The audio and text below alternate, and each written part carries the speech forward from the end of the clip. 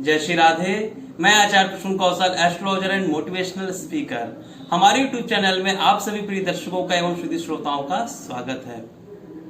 प्रिय दर्शकों, देखिए, गुप्त नवरात्रि 22 जून से प्रारंभ हो रही है और मैं आपको गुप्त नवरात्रि का ही आज उपाय बताने जा रहा हूँ। गुप्त नवरात्रि में आपको ऐसी कौन सी विशेष साधना करनी है, ऐसा कौन सा मंत्र का विशेष प्रयोग करना है जिससे आपके जीवन में सुख, समृद्धि, धन धान्य सदा आपके पास भरपूर रहे, कभी इस चीज की कोई कमी ना है।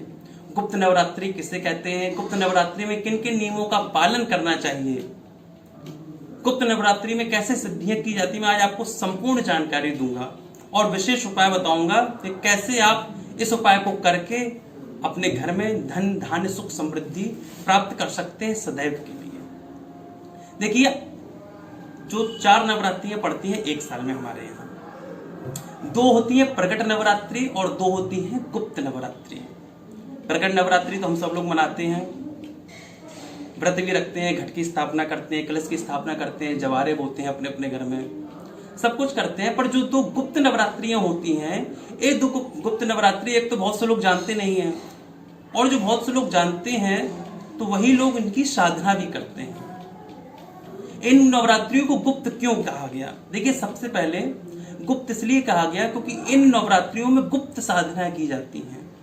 तंत्र शास्त्र में कहा गया है कि गुप्त नवरात्रियों में जो बहुत बड़े बड़े तांत्रिक होते हैं, योगी होते हैं, सिद्ध होते हैं, वो इन गुप्त नवरात्रियों में मंत्रों की सिद्धियां करते हैं। योगी लोग मंत्रों की सिद्धियां करते हैं, अटूट सिद्धि करते हैं, दिन रात मंत्रों का जाप करते हैं। तो क्या होता है, गुप्त नवरात्रि में उन्हें जो मंत्र की सिद्धि 6-6 महीने मंत्र करने के बाद भी प्राप्त नहीं होती, वो 9 दिन में उनको वो सिद्धियां प्राप्त हो जाती हैं। एक गुप्त नवरात्रि का सबसे ज्यादा महत्व है। इन गुप्त नवरात्रि में 10 महाविद्याओं की सिद्धियां की जाती हैं। 10 महाविद्याओं में 10 देवियों के नाम हैं, त्रिपुर सुंदरी और हमारी बगलामुखी जी। 10 प्रकार की देवी हैं जिनका 10 विद्याओं में नाम आता है। इन 10 विद्याओं के लोग सिद्धियां किया करते हैं। पर मैं आपको ऐसा प्रयोग बताने जा रहा हूं आज कि आप भी इस गुप्त नवरात्रि में इस प्रयोग को करने के बाद धन धान्य से, आप रोगी हैं तो आपका रोग दूर हो जाएगा, आपका बिजनेस नहीं चल रहा है बिजनेस चलने लग जाएगा, आपके पास धन नहीं है धन की कृपा हो जाएगी, आपके घर में ग्रह कलेश, पीड़ा, दुख, दर्द, जितनी भी चीजें आपके यहाँ गलत हो रही है सारी चीजें दूर हो जाएंगी यदि आपने आज का प्रयोग कर लिया जो मैं आपको बताने जा रहा हूँ। देखिए, आपको कैसे कैसे क्या क्या करना है, सारी चीजें बिल्कुल ध्यान से सुनिए। 22 जून मतलब कल से गुप्त नवरात्रि प्रारंभ हो रही है। सुबह सुबह आपको क्या करना है, पहले जो घर में जैसे एक प्रयोग करना है, वो एक व्यक्ति हो या 2 हो, जो भी ये प्रयोग करना चाहते हैं सभी लोग कर सकते हैं। उस व्यक्ति को सबसे पहले क्या ध्यान रखना है कि एक गुप्त नवरात्रि 9 दिन की नहीं 8 दिन की पड़ रही है, ठीक है। 22 तारीख से प्रारंभ होकर के 29 तारीख को इनका विश्राम हो जाएगा। तो जो भी व्यक्ति ये प्रयोग करेगा 8 दिन तक, उसको सबसे पहले ध्यान रखना है कि उसे पहली चीज ब्रह्मचर्य का पूर्ण पालन करना है। क्योंकि जो देवी जी की आराधना होती है, देवी जी की सिद्धि होती है, देवी जी का मंत्र आराधना होता है। सबसे पहले हम जान ले मंत्र क्या होता है। मना तारयति इति मंत्र, जो हमारे मन को उतार दे, जो मंत्रों से हमारी ध्वनि को उतार दे, उन्हें हम मंत्र बोलते हैं। तो देवी जी की जो पूजा होती है, देवी जी की जो आराधना होती है, देवी जी के जो मंत्रों की आराधना होती है, तो देवी जी के सारे कार्यों में पवित्रता रखना बहुत आवश्यक है। शरीर की पवित्रता, आत्मा की पवित्रता, शरीर की शुद्धि, मन की शुद्धि, तन की शुद्धि।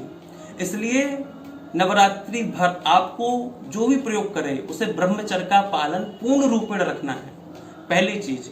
दूसरी चीज, मांस मदिरा यदि खाते भी हो तो बिल्कुल मत खाएं, प्याज लहसुन छुए नहीं, शुद्ध सात्विक भोजन करना है, मुख से अपशब्द का प्रयोग नहीं करना है, 8 दिन तक कोई गुस्सा नहीं करना है, ये सारे नियम है। किसी का अहित नहीं करना है, माने बिल्कुल 8 दिन तक आप देवी जी में रम जाइए, बिल्कुल आप साधना की मुद्रा में रहिए, तभी एक प्रयोग सिद्ध होगा। अब मैं आपको बताने जा रहा हूं आपको करना क्या है। सुबह आप उठिए, स्नान ध्यान करिए, शुद्ध वस्त्र पवित्र वस्त्र पहनिए, धुले हुए वस्त्र पहनिए। ये नहीं कि आपने बिना धुले वस्त्र धारण के लिए, पवित्र और शुद्ध वस्त्र पहनिए। उसके बाद लाल आसन हो या पीला आसन, उस आसन को आप बिछाइए।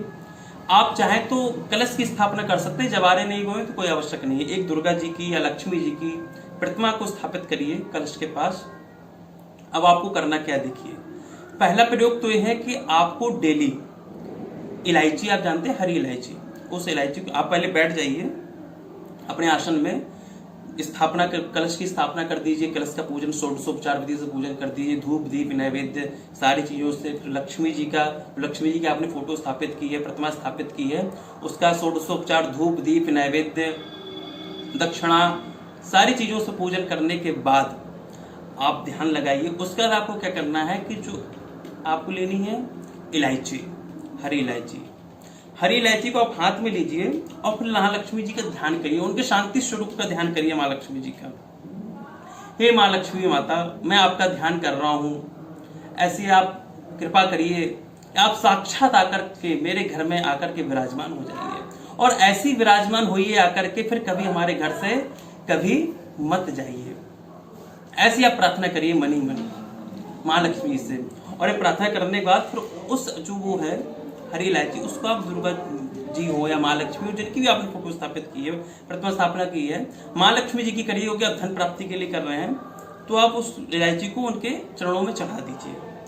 उसके बाद अब मैं जो मंत्र बताने जा रहा हूं, इस मंत्र की आपको सिद्धि करनी है। देखिए, अब जो ये मंत्र है, ये मंत्र बहुत ही ध्यान से सुनिए। और यदि आपके पास कमल गट्टे की माला हो तो अति उत्तम रहेगा। यदि कमल गट्टे की माला नहीं तो तुलसी माला से कर लीजिए, तुलसी माला नहीं तो रुद्राक्ष की माला से कर लीजिए। यदि कमल गट्टे की माला हो तो अति उत्तम रहेगा। मंत्र है, बहुत ही ध्यान से सुनिए। ओम ह्रीं श्रीं लक्ष्मी भयो नमः। ओम ह्रीं श्रीं लक्ष्मी भयो नमः। इस मंत्र की कम से कम आपको 11 माला करनी है, कम से कम।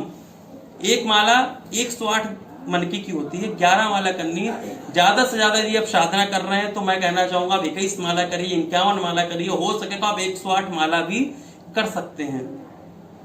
फिर से सुन लीजिए, ओम ह्रीं श्रीं लक्ष्मी भयो नमः। ये आपको माला करनी है। अब आप देखिए, इसके आप 11-21 माला करिए, डेली आपको नित्य करनी है। माला करने के पश्चात माला रख दीजिए, लक्ष्मी जी की आप आराधना करिए, हाथ जोड़िए, हो सके तो थोड़ा सा हवन अवश्य करिए। माला करने के बाद कंडा होता है, कंडे में कपूर से घी से आप कंडे में अग्नि प्रज्वलित कीजिए। ओम महालक्ष्मी भयो नमः की आप आहुति दीजिए। ओम सरस्वती नमः, महाकाली, इन सब की आप आहुति दे सकते हैं। ये हवन करने के बाद आपका पहले दिन का विधान है पूर्ण हो जाएगा। अब जो आपने वो इलायची चढ़ाई थी चरणों में, उसको क्या करना, अगले दिन, जैसे 22 तारीख को आपने इलायची चढ़ाई, अगले दिन 23 तारीख को जब आप दूसरी इलायची चढ़ा देंगे, फिर से वो करने के बाद, तो जो आपने पहले दिन इलायची चढ़ाई थी वो इलायची आप खा सकते हैं और अपने घर वालों को प्रसाद रूप में वितरित कर सकते हैं। इस इलायची को आपको करना है। आज पहले दिन जो चढ़ाई वो दूसरे दिन आपको खा लेनी है। जब आप दूसरे दिन इलायची चढ़ा देंगे तब पहली वाली आपको खानी है। याद रखिए, केवल घर वालों को ही खिलाइए इलायची और आप स्वयं खाइए। घर वाले से जो बाहर का व्यक्ति है उसको आपको इलायची का प्रसाद नहीं देना है। ये प्रयोग आपको 8 दिन तक, क्योंकि 8 दिन तक ही गुप्त नवरात्रि, 8 दिन तक करिए। मैं आपको विश्वास दिलाता हूं कि मंत्र आपका सिद्ध हो जाएगा। और मंत्र ऐसा सिद्ध होगा कि जब जब आप इस मंत्र का प्रयोग करेंगे तब तक महालक्ष्मी की आपके ऊपर अहेतु की कृपा बरसेगी। अहेतु की ऐसी कृपा बरसेगी कि जब तक आप इस धराधाम पर जीवित रहेंगे तब तक आपके पास कभी धन की कमी नहीं रहेगी। कभी भी धन की कमी नहीं रहेगी। आपके पास अनवरत कहीं ना कहीं से मां लक्ष्मी की कृपा आपके ऊपर बरसती रहेगी। धन आता रहेगा, कहां से आता रहेगा, कैसे आएगा, ये आपको भी पता नहीं चलेगा, पर धन की कमी कभी नहीं होगी। ये मंत्र जो मैंने बोला है नीचे आपको डिस्क्रिप्शन में मिल जाएगा, वहां से आप लिख लीजिए और पूर्ण श्रद्धा से, पूर्ण विश्वास से, पूर्ण पवित्रता से, पवित्रता का बहुत ध्यान रखिए। देखिए, देवी जी के कार्य में पवित्रता का हमें बहुत ज्यादा ध्यान रखना पड़ता है। ब्रह्मचर्य का ध्यान रखिए, स्नान ध्यान का, मन की शुद्धि का, मन में गलत विचार भी नहीं आने चाहिए, ये ध्यान रखिए। किसी के प्रति ईर्ष्या, कपट, द्वेष भाव 8 दिन तक कुछ भी मत लाइए। यदि ऐसा कुछ भी हुआ तो आपका जो सिद्धि आप कर रहे हैं, आप प्रयोग कर रहे हैं, आपका विफल हो जाएगा। केवल पूर्ण रूप में अपने आप को समर्पित कर दीजिए प्रयोग करते समय कि देवी जी मैं तो आपका बेटा हूं, आप मेरी माँ हैं। और जैसे बेटा माँ को समर्पित हो जाता है, ऐसे अपने आप को समर्पित कर दीजिए इस सिद्धि को करने के लिए। निश्चित यदि आपने ऐसी सिद्धि कर ली, और यदि आप चाहें तो 2 टाइम भी कर सकते हैं। सुबह तो आप कर ही रहे, यदि आप शाम को भी चाहें, इलायची तो केवल आपको एक बार ही चढ़ानी है। मंत्र का प्रयोग आप सुबह भी 2 घंटे 3 घंटे और शाम को भी 2-3 घंटे आप कर सकते हैं, यदि आपके पास समय हो। नहीं तो सुबह तो आपको करना ही है। ये करने के बाद सुख समृद्धि धन धान्य जितनी भी आपके घर की क्लेश पीड़ा रोग सारे दूर हो जाएंगे और आपके ऊपर अहित की कृपा देवी जी की अवश्य बरसेगी। इन्हीं शुभकामनाओं के साथ जय जय श्री राधे।